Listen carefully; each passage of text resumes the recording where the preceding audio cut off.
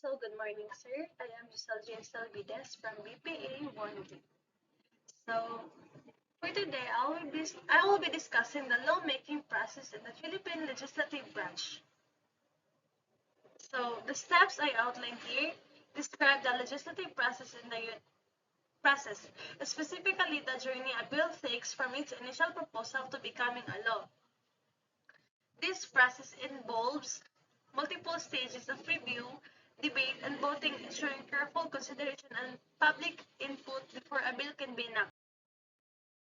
So the first stage is the bill proposal. So a legislator introduces a bill in either the House of Representatives or the Senate. So the process begins with a bill proposal where an idea for a new law is introduced. This can be initiated by a member of Congress, a government agency, or even a private citizen. The proposed bill is then formally drafted into a written document outlining the specific details and provision of the proposed law. So, this is the starting point of the legislative process where ideas for new laws are first introduced. It allows for a diverse range of voices to contribute to the lawmaking process, including members of Congress, government agencies, and even private citizens. So, the next step is the first reading. So, first reading is the bill. It's introduced to the chamber and read by its title, number, and author. After this, it is assigned to a relevant committee. The first reading marks the formal introduction of the bill to the legislative body, either the House of Representatives or the Senate. During this stage, the bill's title is read aloud and it is assigned to a specific committee for further review and consideration. This formal introduction of the bill to the legislative body marks the beginning of the official review process. It allows for the bill to be assigned to a relevant committee for further examination and consideration. The next stage is the committee review. The assigned committee conducts a detailed review, possibly holding hearings with experts and stakeholders. The committee review is a crucial piece where the assigned committee truly examines the bill. Committee members hold hearings, gather expert testimony, and consider public input to evaluate the bill's merits and potential impact. They may also propose amendments or revisions to the bill. So, this stage is crucial for in-depth analysis and scrutiny of the bill. Committees hold hearings, gather expert testimony, and consider public input, ensuring that the bill is well researched and addresses potential concerns. This process helps to refine the bill and ensure its effectiveness. Next is the voting. The chamber votes on the bill. If it passes, it moves to the third reading. After the committee review, the bill is brought before the full legislative body for a vote. Members of the House or the Senate debate the bill's merits and vote on whether to approve it. A simple majority vote is typically required for a bill to pass. So, this stage represents the democratic principle of majority rule. Members of the legislative body vote on whether to approve the bill, reflecting their collective will of the elected representatives. This process ensures that the bill has the support of a majority before it can proceed further. The next is the second reading. The bill is read again and debated in detail by all members of the chamber. Amendments are proposed to discuss here. If the bill passes the initial vote, it undergoes a second reading. This stage involves further debate and potential amendment proposals. However, the second reading is often a formality with a focus on refining the bill's language and addressing any remaining concerns. This stage allows for further debate and potential amendment proposals, providing another opportunity for members to refine the bill and address any outstanding concerns. It also ensures that the bill's principles are truly discussed and debated. The next is the wait lang, sorry. The next is the third reading.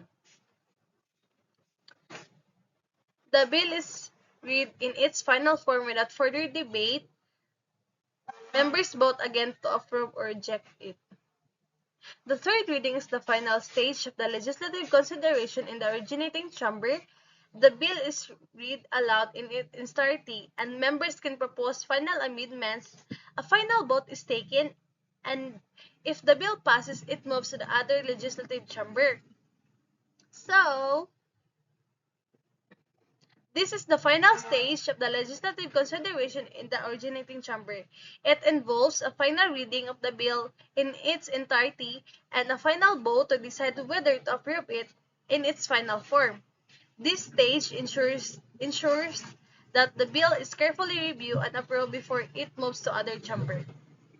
So next is the presidential approval. The President may sign the bill into law, veto it, or allow it to lapse into law without signing. So, once a bill has been passed by both the House and the Senate, it is sent to the President for approval. The President has 10 days to review the bill and decide whether to sign it into law or veto it. If the President signs the bill, it becomes law. If the President both vetoes the bill, it can still become law if two-thirds of both the House and the Senate vote to override the veto. So the last step is the transmittal. If approved, the bill goes through the same stages into the chamber. Sorry.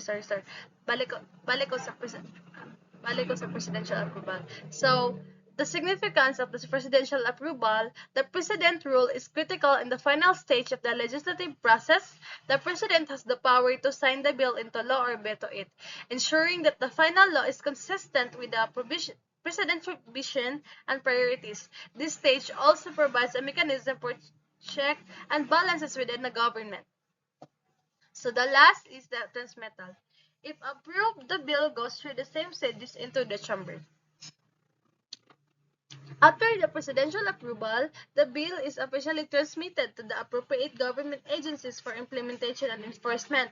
This involves publishing the new law in the Federal Register and distributing it to relevant department and agencies.